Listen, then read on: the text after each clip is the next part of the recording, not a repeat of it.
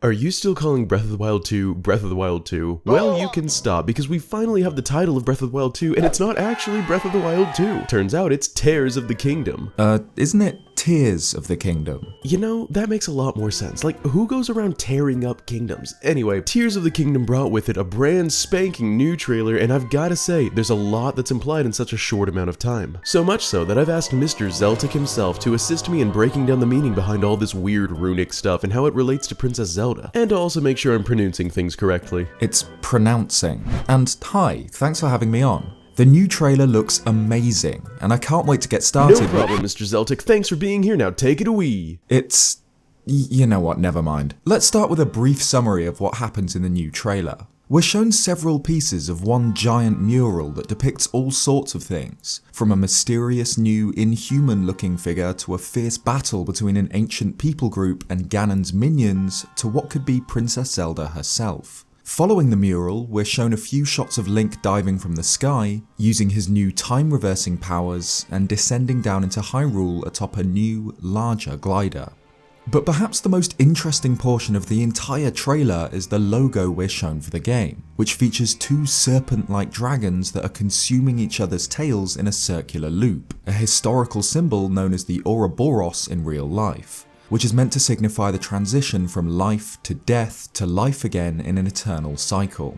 It's by far the most intriguing aspect of the new trailer because it mirrors the strange new figure's relationship with Zelda, since the two are positioned directly behind the dragon logo and are even shown cupping their hands together in the exact same manner up close. Now, for reasons that we'll expand much further on in the video over on my channel, it's our conclusion that this figure here is none other than the goddess Hylia. Like he said though, more on that in his video. What I want to focus on here is what exactly this all means for Princess Zelda, especially since her current status is questionable at best. As a reminder, since the first trailer for Tears of the Kingdom came out over 3 years ago, following the events of Breath of the Wild, after the defeat of Calamity Ganon, Zelda is released from her self-imposed 100-year shackles within Hyrule Castle, and is once again free to roam the post-apocalyptic world of Hyrule alongside her heroic knight in blue armor. Some time passes, Zelda gets a haircut, and at some point she and Link begin to explore a deep, dark cave. Eventually, the duo stumbles upon the corpse of Ganondorf, and this is where Korok Seed hits the fan. See, Zelda herself goes down to the corpse and apparently wakes it up, which leads to Ganondorf exerting some massive surge of power and removing the ground beneath Zelda's feet. The last image we're shown of Zelda is of her glaring at us as she falls hopelessly down into this ominous pit. And that's it. All of the trailer footage since then has featured no Zelda, except for this mural. See, like Zeltic mentioned earlier, due to the appearance of this character, it's extremely likely that this is none other than Zelda herself, which makes one image in particular stand out among the rest, the one where she's shown levitating over Malice, or should I say, falling into it. Now, at this point, we've got to ask ourselves, why would Zelda be depicted in this ancient mural falling into what can only be assumed is Malice? In my opinion, it can only be due to one of two reasons. Either one, this depiction is an account of a Zelda who fell into Malice, or two, it's a prophecy about what we saw happen to our Zelda.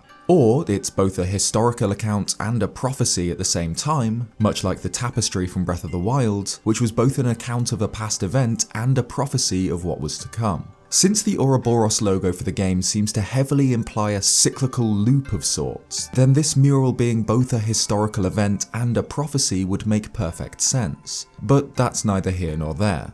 We believe that the mural is a prophecy, which begs the question, what makes Zelda's descent into Malice so significant? Bandit made a theory years ago following the original trailer's release in which he speculated that Zelda may get possessed by Ganondorf, since she appears to be up close and personal with the corpse as he awakens, a situation that will undoubtedly worsen after she falls into the darkness below like the mural depicts. Now, whether Ganondorf possesses Zelda or not isn't the point right now. The point is that most likely something very, very bad will happen to Zelda. Something so bad that the mural records it, and Aonuma described it as being darker than Majora's Mask in an interview with IGN in 2019. Something that will put her life in jeopardy once again in Tears of the Kingdom. But let's switch gears momentarily. Remember that due to a small gameplay snippet that Nintendo released separately, we were able to see the Master Sword itself, except it's corrupted and broken, as Link holds it out to a glowing golden orb that appears reminiscent of the Tears of Light from Twilight Princess.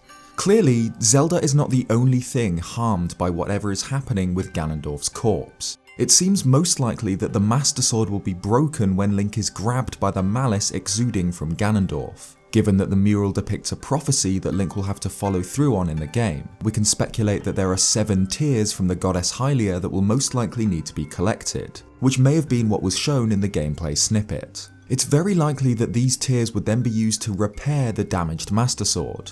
After all, we can see that the sword will be repaired with the intriguing blue-green power as shown in the logo, and since that is the very same colour as this tear shown here, and the Twin Dragons logo which probably represents Zelda and Hylia, it can be concluded that Hylia's tears will therefore somehow repair the Blade of Evil's Bane. Fitting, since she's the one who made it. Perhaps the tears will reverse time within the blade, which is something Hylia has been theorized to be the goddess of for over the past decade, and will essentially rewind time in order to restore the sword. But what good is repairing an evil-slaying blade if there's no evil to slay? This is where things start to make a strange sort of sense. See, one of the biggest complaints about the story of Breath of the Wild was that it differed too much from the traditional, more linear Zelda games, not including the original, of course. Now, a good game developer listens to consumer feedback and adjusts their future games accordingly, and with the Legend of Zelda franchise, clearly this happens a lot. For some evidence, recall that they completely scrapped Wind Waker's sequel and made the much grittier and darker Twilight Princess instead in response to fan outcries over Wind Waker's art style. Or how about when they got so much negative feedback over Skyward Sword's motion controls that they added the joystick mapping option in Skyward Sword HD. So perhaps Tears of the Kingdom will be bringing a return to linear storytelling in response to the fans' feedback on Breath of the Wild's narrative. But the question is, how? Well, as everyone knows, Ganondorf do be looking a bit crusty these days. But what if that's important? See, when Zelda approached him, he sprung a trap and made her fall into a dark chasm below, separating her from Link and leaving her defenseless and powerless, if you'll recall, since her powers left her at the end of Breath of the Wild. He also then razed the castle in order to prevent Link from entering inside and trying to rescue her. And yes, I know, Link could just glide down to the castle from Skyrule above, but maybe the castle will be guarded by a force field of malice, or perhaps an extremely strong tornado like the one featured in the official game art, rendering it inaccessible to Link. Because the only reason Ganondorf would raise the castle, and the only reason he has in the past, is to specifically prevent Link from entering the castle. So somehow I get the feeling that raising it in Tears of the Kingdom is no different. But with Zelda being trapped inside defenselessly with Ganondorf, not to beat a dead horse, but what if Ganondorf actually does possess Zelda and transfer his consciousness and malice into her much newer body? It wouldn't be the first time. Exactly. And what if the reason for all of this is to create a much more linear story? One where we do have the freedom to explore and complete side quests, but where we can no longer just fight the end boss off the bat anymore, with or without the Master Sword, like we were able to in Breath of the Wild. What if, in Tears of the Kingdom, because of what happens to Zelda, we have no choice but to repair the Master Sword? The Blade of Evil's Bane historically has been more than just an evil slaying blade.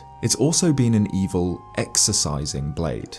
Like when Link was cursed by an unholy relic in Twilight Princess, and simply approaching the Master Sword removed it. The evil relic, by the way, originated from Ganondorf's own power, which is very similar to malice, and therefore very similar to a malice-possessed Zelda.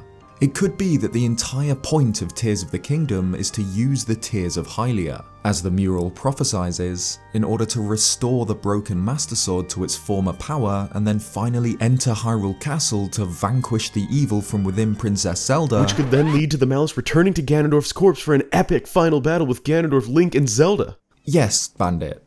Indeed it could. As cool as that sounds, it still leaves so many questions lingering. Like, how exactly does this mural's prophecy tie into Zelda's apparent relationship with the goddess Hylia? Also, how do we even know that that is the goddess Hylia? And what's with the symbolism behind the hand cupping and Ouroboros dragons? For all of those questions, be sure to head on over to Zeltic's video that's live right now over on his channel, where we crack down and cover exactly that. And a huge thanks to the man himself for helping out with this theory. Thanks for having me. For a closer look at why we think this figure could be the goddess Hylia, jump over to my channel. Thank you all so much for watching, and if you feel the will of Hylia leading you, please consider leaving a like on this video to get it spread around on YouTube a little bit more, and subscribe if you haven't already for many more videos to come. Huge thanks as always to my bandit crew, who make my day every day, and to those who have been supporting me via my brand new Ko-Fi page. Seriously, you guys mean the world to me. Follow me on my socials, and that's about all I've got in this one. This is Bandit, looking forward to seeing you next time, and signing out. Peace!